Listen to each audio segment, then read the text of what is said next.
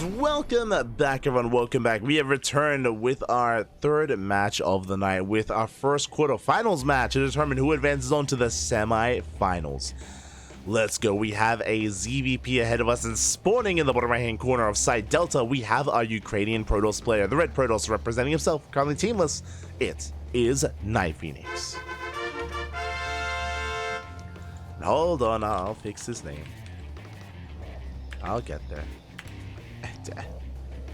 Just have to get the color right. Bam, there we go. And spawning in the top left-hand corner, we have his opponent. We have the blue Zerg player from the land of Belarus, representing the Platinum Heroes. It is Nikich. Here we go. Our ZvP is upon us. Once again, Nikich going for a Hatchgas pool standard opener out of our Zerg player. Meanwhile, as we've seen from NightPhoeonix, he is not the most orthodox of players. We saw him against Eon fake out of Cannon Rush, and also committed to Glaive Adepts in game number 2. So we'll keep an eye on this probe to see how spicy we want to be, how aggressive we want to work out here. Once again, there is that fake Cannon Rush, by the way. And I'm liking the lack of reaction here. I say lack of reaction, two drones. Okay. 2 drones get pulled down to the low ground. As a reminder, Eon pulled 8 workers. Here only 2, we forced a cancel on the pylon. So again, Nikich with a very light reaction just in case it was real. We can see that it isn't. Nikich confirms that it isn't. He goes back to mining. And NightPhoeonix, he forced some inefficient mining out of his Zerg opponent. Not bad, but not the amount of damage he was looking for. Like, I'm sure he wanted a bigger reaction there from his opponent. Didn't quite get it. Behind this, we're getting into our natural base. Setting on up. Pylons on the way. Second gas is being taken as well.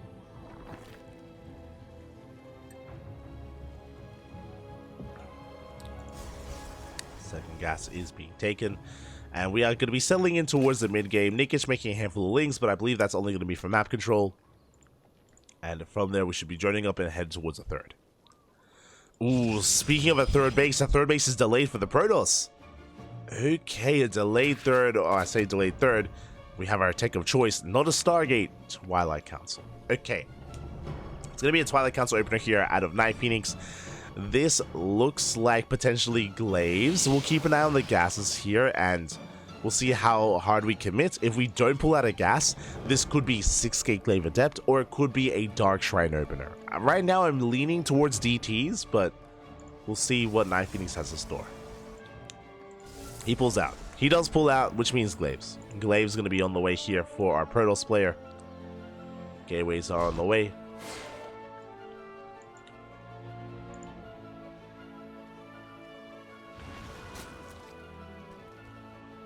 Gateways are going to be on the way as we are getting across the map. We do have the Robo. That's going to be for the eventual Prism. For the Harass, there's that Glaives in production, as we did mention. Quite an aggressive start here from NightPhoeonix. Now, as a reminder, this is not all in. We should be expanding behind this. We should be transitioning after the initial Adept aggression. But this could get a lot done if Nikich doesn't respect it. What I'm referring to is that by the time we reach the 4-minute mark, around 4:30 actually, we should be throwing down a Roach War, and we should be preparing defensively back at home.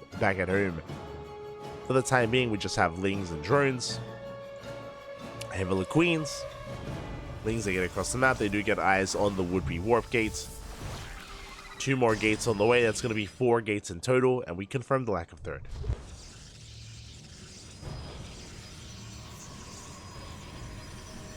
Okay, so I was waiting for the 4-minute Roach Warren, and we got a 4-minute something, 4-minute Baneling Nest. Okay, so you can defend against Glaive Adepts with Ling Bane. That is true, but as you can imagine, your Baneling connections have to be on point. You have to be able to keep up with the shades. You have to be able to connect with your Banelings. If you're unable to, then the Adept army can snowball out of control. So this is a very risky maneuver here out of Nikich. Not impossible to defend, but it is harder. It is a little bit more difficult. It is a little bit more of a risky defense here by Nikich. We'll see if he can pull it off. Behind this, we're transitioning. We spoke about how we should be leading in towards either further tech or a third base. We can see no third base yet, but we are taking up into a bay. That'll be into Colossi or Disruptors. If it's Roach heavy, most likely Disruptors, but we'll see. Adepts, they do cancel the shade. They do head towards that third. Third base going to be under fire. Lava being focused down.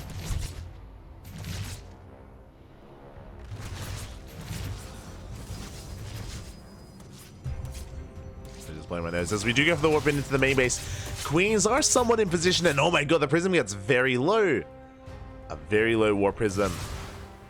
Adepts say dive on top of those queens, but we can transfuse, we can keep them alive. And so far, these adepts haven't done much damage. Again, the Bailings are lying in wait. Disruptors are on the way, as we did mention. We are going for some disruptor drops. Speaking of drop play, adepts they do drop into the main, but so far, no major damage. And Nikich, he's defended quite well. A Zerg player here has defended quite well for himself, losing 2 drones and only that. From here, we can re-drone. We're working towards a lair. This could lead into Muta play, into Spire Tech, for example, which would not be a bad thing for our Terran, for our Zerg. You can hear that I'm losing it, Pappy. But it's still good.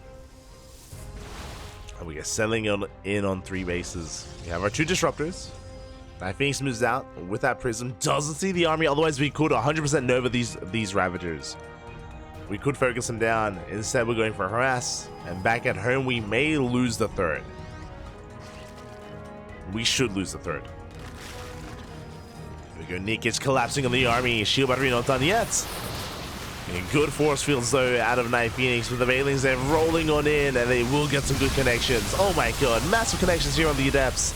Lings are flooding in. We have broken the 3rd base at the same time across the map. Novas will be connecting. We get 8 drones. That is good damage, but that pales in comparison to NightPhoeonix losing his 3rd. Nikich, he gets a lot of damage dealt. He's looking good here. As I say that, we busted. Okay, good. I was gonna say we bust into the natural, but we do have the overcharge. And we'll keep NightPhoeonix in this.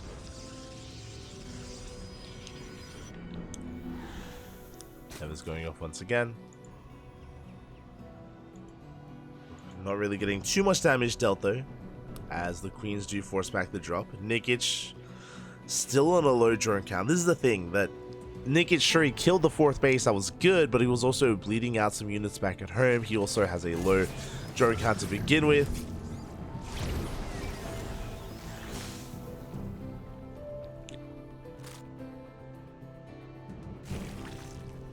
Struggling here to kind of make this build worth his while. So far hasn't been ideal, but we have gotten into disruptors and colossi, and at least the disruptors are still alive. At least they've been kept safe and sound somewhat. I mean, the prism is very low. The prism is very low, but we keep it alive. We can live to fight another day, and we can get some more value here with some more Novas, potentially on the main army. Potentially.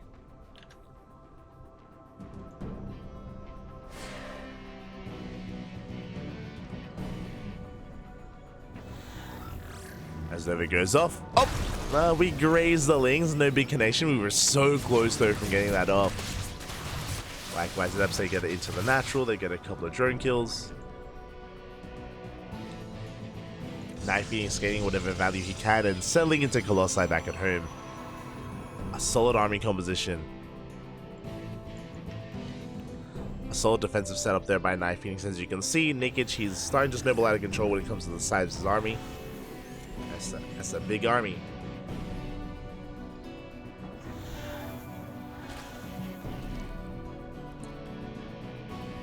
It's going to be a large army here. Do rotate around. There he goes up. Oh.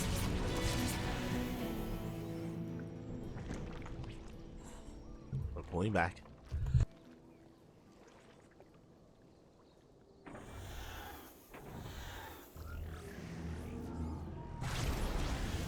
Okay, we're good. Whew.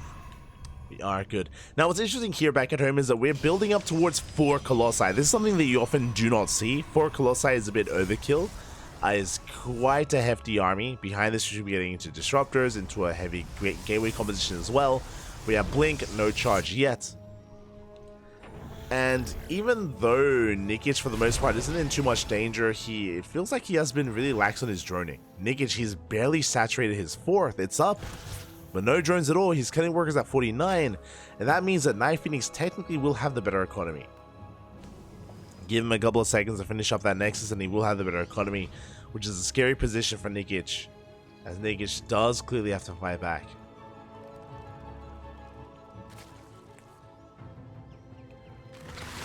Does have to fight back here and now, sooner rather than later. As Nikich, he's about to max, and from there again, as we mentioned, is going to be on the timer. As the name of the game for NightPhoeonix is going to be to defend. And thankfully we are harassing. We do have disruptors still active on the map. We have adepts here towards the south. Oh, the prism! No, the prism goes down. A disruptor as well. Never goes off. No connection. We shut the disruptor down. Big loss there for NightPhoeonix. Aye, aye, aye. Ah, that's 2 disruptors falling. Adepts, they commit to the shade. We have Ling Bane. We clean this up. Again, desperation moves here out of NightPhoeonix, not paying for itself. And now suddenly our Zerg player is in much better control here. Hive is now on the way, so Hive Tech is delayed. Thankfully for our Protoss player. It is moving up through the center. It's pushing right through the center of tanks. Oh, they're getting set up. Tanks? What? Colossi is what my brain was meant to say. Wait, was that a kill? Oh, that was a kill, not a cancel. 300 minerals down the drain. NightPhoeonix pushing right through. Army supplies, army sizes are comparable. That's a lot of banelings on the way. Just now finishing up. And here we go. We try to collapse the armor. Good force fields. Very nice force fields here. But banelings, they come in from behind. Too many banelings here from Nikich. Collapsing on the army. Connecting here with those stalkers, and we're running out of steam. NightPhoeonix running out of army. 1 Colossus falls, and we might even survive with 3 Colossi, but still feels like a better trade for Nikich. Yeah, it takes down 1 of the Colossi, it takes down the second. Now we're down to 2, now we're down to 1. 1 Colossus left. And soon we're gonna have 0 Colossi remaining here as it does get targeted down. Big win there for Nikich. And we gotta keep going. The Stalker's gonna be keeping him busy, but I guess the reality is that it takes so long to rebuild that kind of army, to rebuild a robo into such a robo-centric army composition.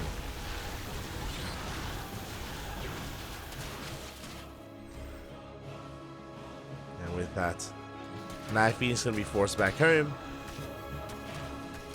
The Prism will escape. This time the Prism will survive, thankfully.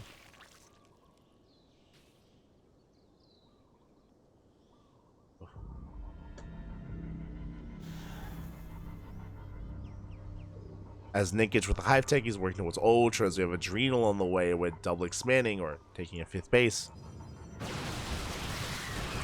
Now, NightPhoeonix, if we can survive, if we can hold on for a couple, like 1 minute, give us 1 minute that maybe we can hold on. Banelings, ooh, they get in. 7 probes go down. Not insignificant. 7 workers do fall.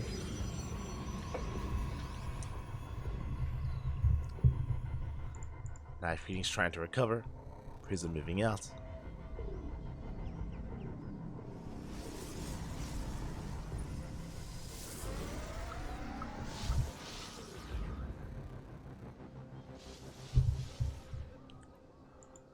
And we'll see if NightPhoeonix can survive the second wave, because this second wave is going to have some Ultras. Ultras are on the way now. These are going to be some squishy Ultras, which is a little bit concerning. What I mean by that, yes, they will have Kindness Plating. Kindness Plating's on the way, but they have no carapace upgrades. There's no +1, +2, or +3, so the Evo Chamber upgrades here are lacking when it comes to supporting these Ultras. Could be something that does factor in. Could be. Drop into a natural base once again. Again, picking up a couple of links here and there wherever they can.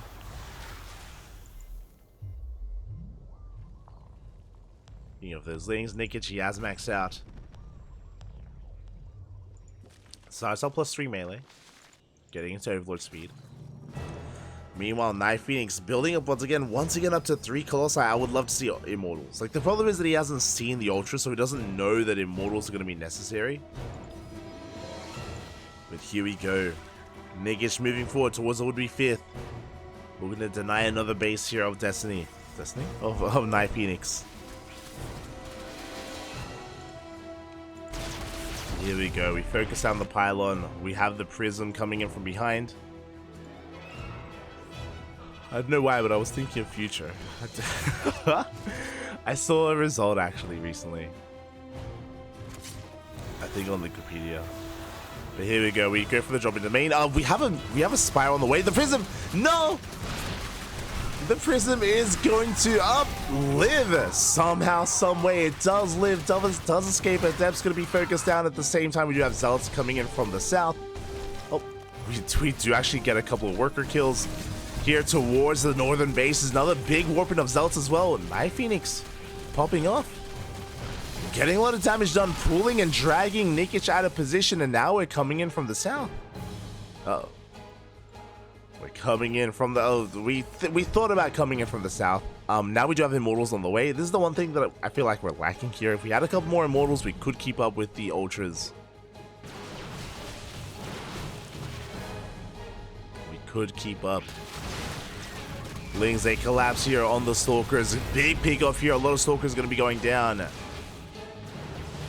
Good catch here by Nikich. The run back comes in, gets on top of the hatchery. Likewise, back across the map. Roaches, they push forward. But again, how do we engage? That's a lot of Archons. I feel like NightPhoeonix, he can take a fight. Takes out another hatchery. Maintaining his control over the economy. Does get across the map, does get into a mineral line. Drone's going to be going down. Drones are going to be going down as we focus down another Overlord. Not too bad here from NightPhoeonix. Oh, the drone! No! The drones, they come back too soon! they walk into the Archons. 13, 14 drones go down. And the Ultras, they get stuck here on the SimCity or on those mineral patches at the same time. Big Roach counterattack across the map. Doesn't get much done. Another base falls. Nikich, he is falling apart. NightPhoeonix is just pulling him left and right over and over again. Constantly in his face. We do catch an Ultra. A couple of Roaches. The Lings are going to be going down as well. Here come a lot of Bailings. That's a lot of Bailings though. How many Bailings? 51. 51 Bailings, but we're out of position once again. 4th base goes down. Nikich, he has a 3rd, but you can see heavily oversaturated. No 4th base, no economy. Bailings, they roll in. They crash into the Colossi. Big connections here. Colossi go down. Again, what is the answer to these Ultras? What is the answer? Where are the Immortals? Oh, do we make some? We have one. We have one Immortal in the main base. We need more.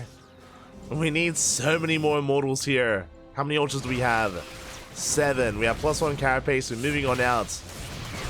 Can these Ultras be focused down? Can they be stopped? There's that overcharge. Dive on the army. Bailings, they don't quite break in. We do get on top of these Archons, and the Ultras are sniveling out of control. And Nikich, he's still pulling this off. Who needs an economy? Who needs any kind of bases or any kind of workers here as Ultras are popping off? I spoke too soon. 2 of them get targeted down again. They do not have +3 or even +2 carapace. We do kill this northern base. The game is getting very scrappy. Okay, so Nikich is back up to 4 bases. NightPhoeonix also on 4. I want to favor the Protoss when it comes to the economy. When it comes to the army composition, not ideal though. As the Ultras once again, they collapse on this. GG gets called. NightPhoeonix unable to pull off unable to come back, just barely unable to pull off the comeback, and Nikich will take game number 1. Whew, GG. That was closer than it should have been. That was a very close game there. Very back and forth. Again, NightPhoeonix had a really hard time, especially with his initial Glaive Adept opener. If you remember, the Glaive Adepts did not do much damage whatsoever. As a result, we were able to see our Zerg player just run away with the game in the mid game, tech up all the way into Ultras, shut down the Adepts eventually, of course, but in the end even break a base. But alas, he wasn't able. He had a really hard time closing it out from there. We saw that NightPhoeonix did go for disruptors. The purification, the Nova drops weren't ideal either. No big connections. We lost the War Prism. There was so much working against NightPhoeonix, but he still made a game out of it, which is impressive. And that tells me that I won an ace match. I want an ace match. I won a game 3, but here we go, spawning in the bottom right hand corner of Hardlead. We have our Ukrainian Protoss player, the red Protoss. It is NightPhoeonix.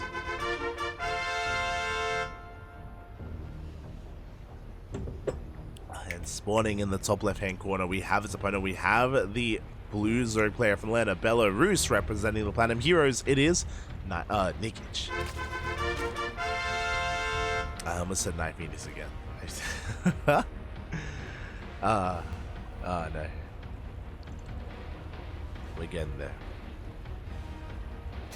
We are getting there.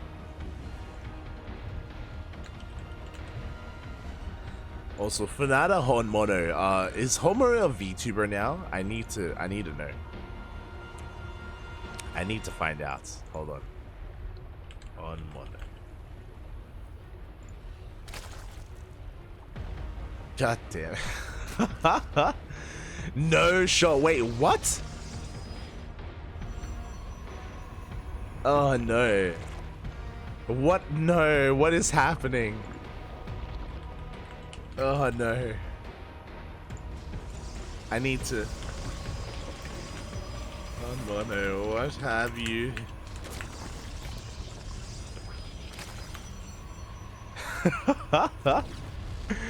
Okay, so once again we have, actually we have a real cannon rush. Okay, this time it is going to be a real, not a fake out here from NightPhoeonix, going for a pylon, going for the cannon. I'll explain what's happening soon. I'll explain what's happening soon here as cannons are underway. Cannons are going to be underway. We do force a cancel. Big moment here, canceling that natural waste. Now, what's important, this is not a committed cannon rush. Now, believe it or not, there are variations of cannon rush. This was a gate forge. Gate forge opener. What does this mean? This means that we are building up towards an expansion. This means that we're committing very lightly to cannons, and this is only to cancel. It's only to cancel bases, only to cancel these hatcheries. We are not committing. We are transitioning out of this. We are macroing. This is a quote-unquote macro cannon rush. We even chronoed out the first Zealot. We're across the map, and my god, we're even able to disrupt any kind of saturation, delay, force out some more lings. Again, this Zealot is going to be so annoying here for NightPhoeonix. Oh god, and I need to look away from the abomination that is Honmono's stream. Ay. Not like this. If you guys want some context here, Honmono is dressed up in a maid outfit. Honmono, he's dressed up in a maid outfit. No.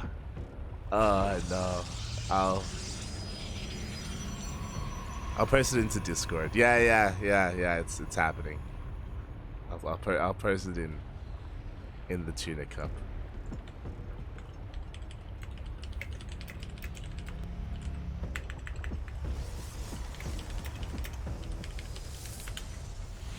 Let's go. As from the top there, we're going to be able to shut down the cannon rush. I mean, eventually the cannon is going to be forced down, or is going to be shut down by this queen. Back at home, it's going to be a Stargate opener out of NightPhoeonix. It's going to be settling down here into a 2-base economy. And yeah, NightPhoeonix is looking pretty good. He's ahead in workers.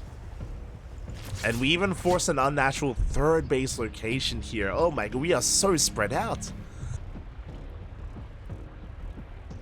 We are so spread out. I would not be opposed to oracles to harass, but we're going for a Void Ray opener instead.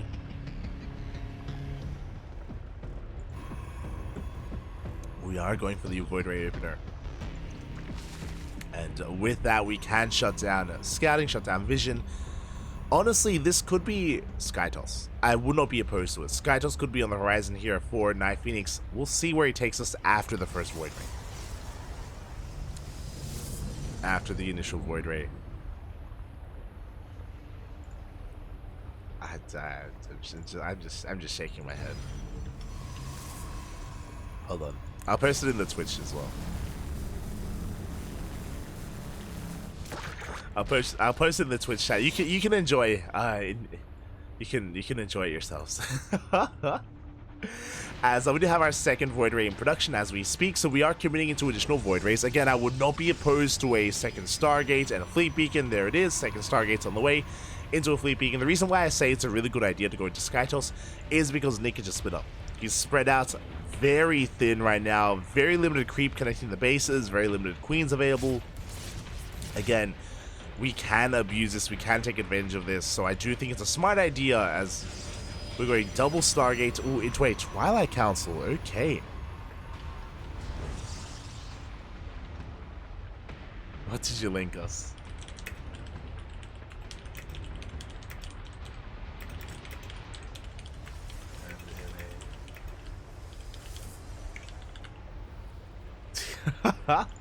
I see the chat. Homeowner, one of the best players of SCC. Homeowner, he's an animal, by the way. He's an animal. And I don't know why this happens. I'm shaking my head. I need answers.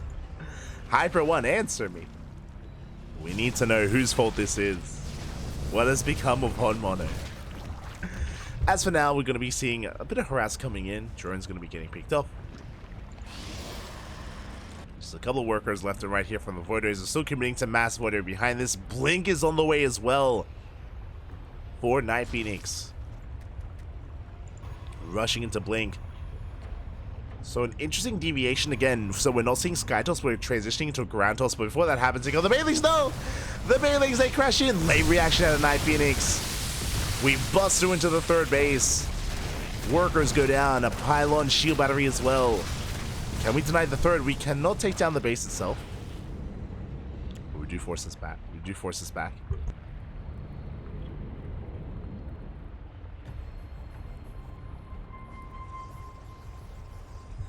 We do force it back. And how many Void Rays have we built up towards? The answer is 5. Still not a death ball amount of Void Rays here. The Queens are relatively close by. We tried to focus on the hatchery, but we should be able to save it. Show us a transfuse. We don't even need it. Void Rays, they have to back off. Wings, they come in for another surround on the shield battery. Probes are falling as well. Nice hold position micro there out of Nikich. And it looks like this may just be too much.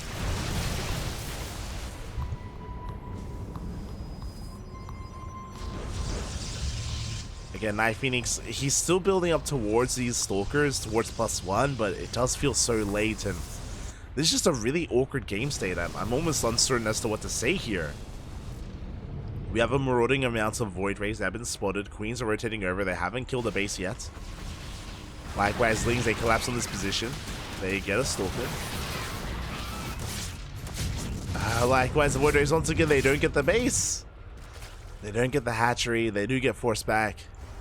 Again, these Void Rays have not been worth it so far for NightPhoeonix. They've been hurting him more than they've been helping him. And with that, we do see Nikich able to tech up even further. We have the Spire on the way. Infestation with Hive Tech. We can rush into Mutas. Or Corruptors.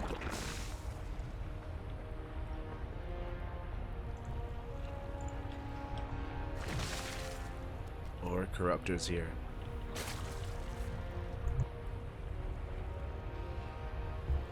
As for now, we're just committing to Lings. Going to be harassing across the map, applying some pressure.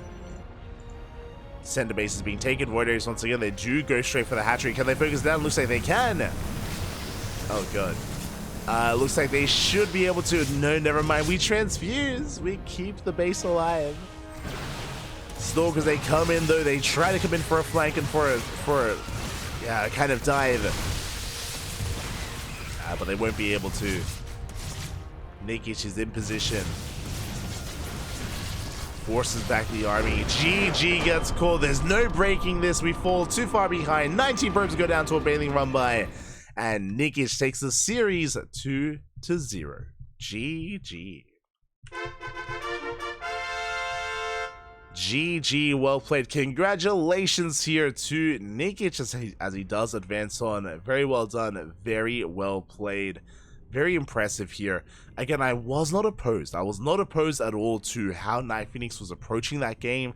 Going for, I mean, the cannon rush was pretty successful. The cannon rush did well for itself. The follow-up going into Void Rays I was on board with, but Void Ray into Blink Stalker is a little bit awkward. It does take a while to really get going, just because you're going from one tech into a very different kind of tech switch. Very different kind of setup here with those Blink Stalkers, and it just was not worth it in the end.